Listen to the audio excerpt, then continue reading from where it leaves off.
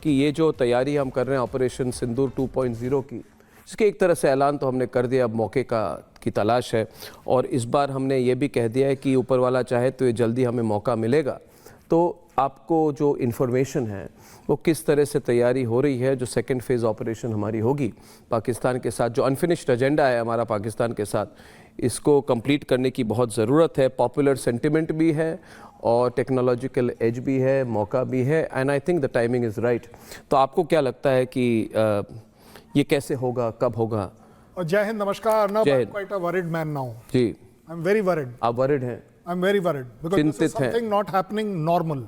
अच्छा, नॉर्मल नहीं हो रहा है। एक एयर चीफ कुछ कह रहा है, एक आर्मी चीफ कुछ कह रहा है, और एक ही दिन में दोनों, जी हाँ, एक ही दिन में दोनों की स्टेटमेंट्स आए। जी, आई एम वेरी वरिड कि this can lead to a disaster for Pakistan. क्योंकि देखिए, जहां एक तरफ एयर चीफ बड़े बैलेंस तरीके से बोल रहे हैं जी कि 4 दिन हमारा एम उससे ज्यादा नहीं था। 4 दिन नहीं था, हाँ ठीक है ना। नहीं, उनका ये था कि 4 दिन से ज्यादा हमारा एम नहीं था। जी जी, बिल्कुल ऑब्जेक्टिव थे, बिल्कुल अचीव कर लिए थे जी।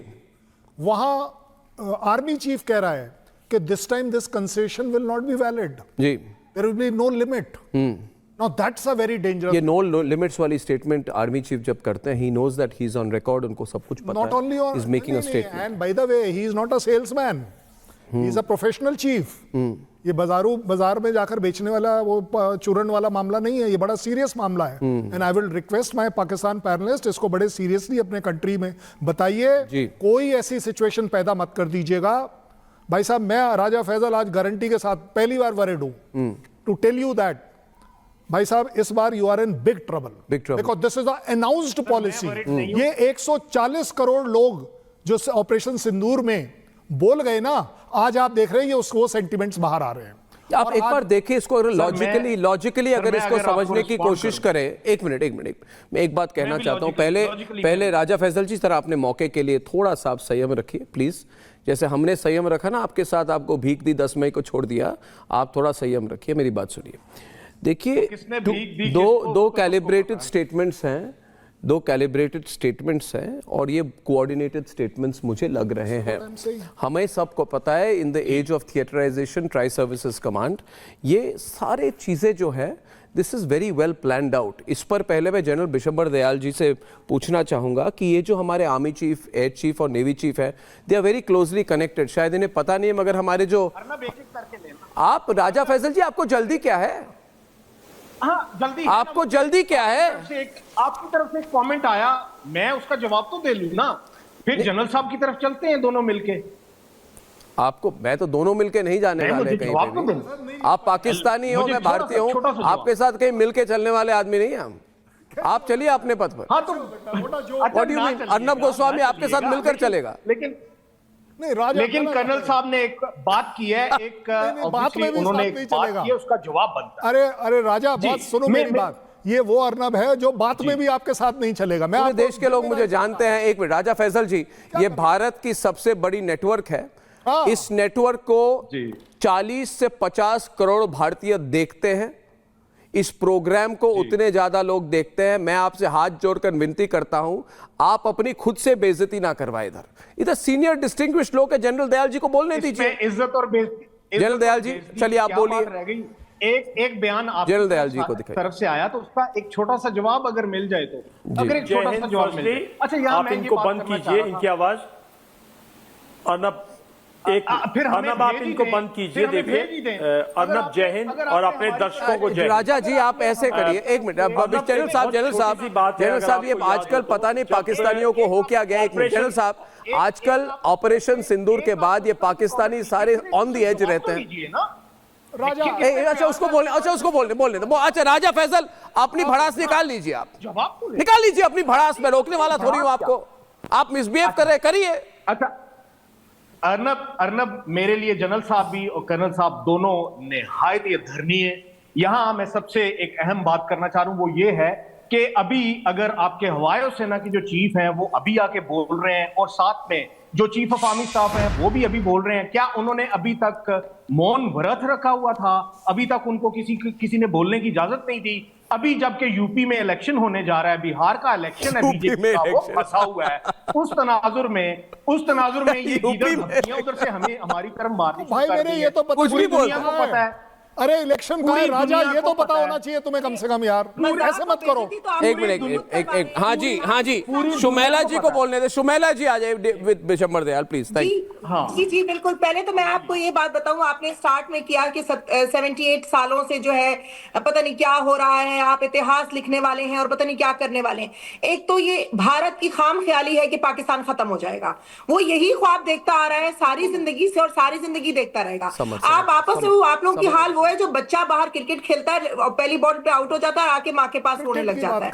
आप आपस में लड़ते रहते हैं, आपस में अपनी नेशन को मिसगाइड करते रहते हैं और पता नहीं कौन से आतंकवादी आप ही को कॉल करके कहते हैं कि पाकिस्तान को तबाह कर देना चाहिए। तो यानी आपके कनेक्शंस कैसे हैं? जो आपने स्टार्ट में अपना इंट्रो दिया उसमें आपने ये बात की, मैंने वहीं से ये बात नोट डाउन की थी।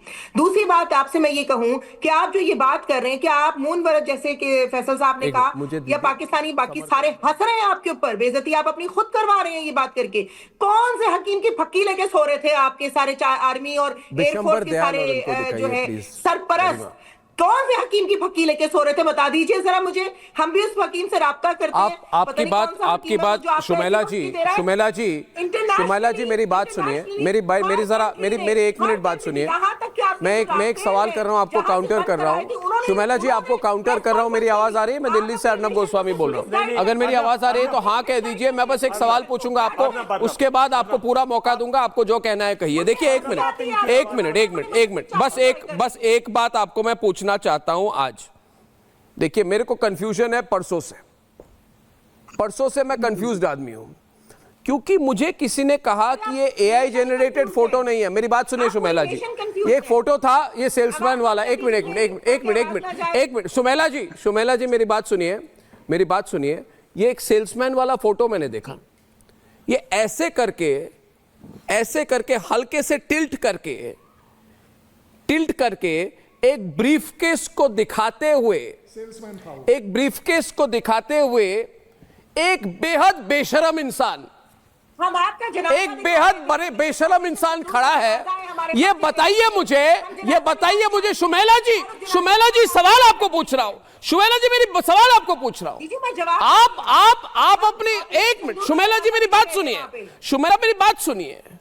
देखिए ये मुल्ला मुनीर की वर्दी के दाम, ये मुल्ला मुनीर के जो वर्दी का दाम है वो 10 पैसे लगे होंगे। उस मुनीर की हैसियत तो 2 कौड़ी की नहीं है, और वहां जाके एक रेयर अर्थ की मिनरल बेचने गया है। रेयर अर्थ की मिचल एक भिखमंगे की तरह। एक ये है कौन? ये भिखमंगा? ये है कौन? आप कैमरा देखिए। एक मिनट मेरी बात सुनिए। ये है कौन? ये क्या हो रहा है? आपकी देश को इस तरह से बेचा जा रहा है। ये है कौन? बताइए मुझे। पूछता है भारत आज समरपाल तूर। ये है कौन समरपाल तूर, जो 10 पैसे के लिए ट्रंप को, अपने आप को, अपनी देश को बेच रहा है? ये है कौन? पूछता है भारत समरपाल तूर। ये मुफ्त वाला बटलर है और इस बटलर को पाला गया है, और बटलर है ये, एडीसी भी नहीं है। And it is a shame कि आपकी पार्लियामेंट में आप ही का मिनिस्टर पूछ रहा था ना, आप ही के पार्लियामेंट में आप ही का मिनिस्टर था ना जिसने लाल टोपी पहनी थी। वो लाल टोपी वाले मिनिस्टर सवाल कर रहा था कि किस ओहदे से ये क्या है वहां पे। मतलब चाइना में जाते हैं ये दुम दबा के पीछे, ये अमेरिका जा रहे हैं दुम दबा के पीछे। आपकी हालत इतनी खराब है कि भीख मांगने वाला कटोरा भी नहीं संभाला जा रहा।